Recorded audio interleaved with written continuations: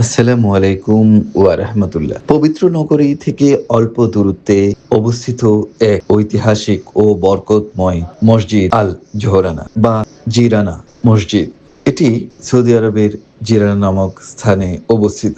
আজ আমরা জানব এই মসজিদের ইতিহাস, গুরুত্ব ও আধ্যাত্মিক মর্যাদা সম্পর্কে। সৌদি আরবের এই ঐতিহাসিক মসজিদটি মক্কার উত্তরে অবস্থিত একটি গুরুত্বপূর্ণ ইসলামিক নিদর্শন। অষ্টম হিজরিতে হুনাইন যুদ্ধের পর মুহাম্মদ সাল্লাল্লাহু আলাইহি ওয়াসাল্লাম এই স্থানে অবস্থান করেন এবং যুদ্ধলব্ধ সম্পদ সমূহ সবার মাঝে বন্টন করে দেন। আর এর চেয়ে গুরুত্বপূর্ণ বিষয় হলো এই স্থান থেকে প্রিয় নবীজি সাল্লাল্লাহু আলাইহি ওয়াসাল্লাম উমরার জন্য এহরাম বাঁধেন। এই কারণেই একে অনেকেই উমরার উৎপত্তি স্থল হিসেবে চিহ্নিত করেন বা প্রথম উমরা মসজিদ হিসেবে চিনেন।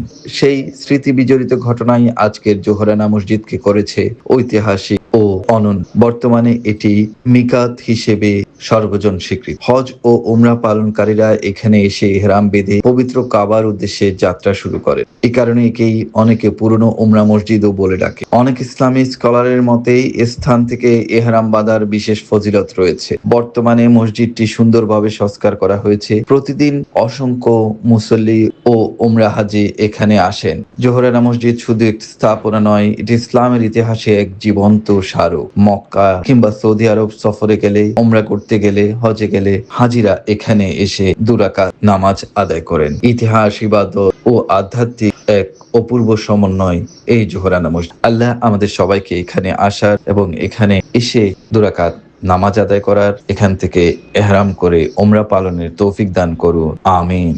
মক্কা থেকে ৩০ কিলোমিটার দূরে এটি অবস্থিত। আপনারা চাইলে এখানে সহজেই আসতে পারেন। মক্কার আশেপাশ থেকে আপনারা গাড়ি ঠিক করে এখানে চলে আসতে পারেন। গাড়ি ভেদে ৫০ থেকে ১০০ রিয়ালের মধ্যে আসা যাওয়া করতে পারবেন। এখানে আমরা এসেছিলাম একটি বড় হাইস করে, যে আমাদের হাজিরাও এখানে এসেছিল। আমরা এখান থেকে এহরাম বাঁধলাম। খুবই সুন্দর, খুবই ভালো লেগেছে। পবিত্র জোহরানা মসজিদ থেকে মির্জা ইমতিয়াজ।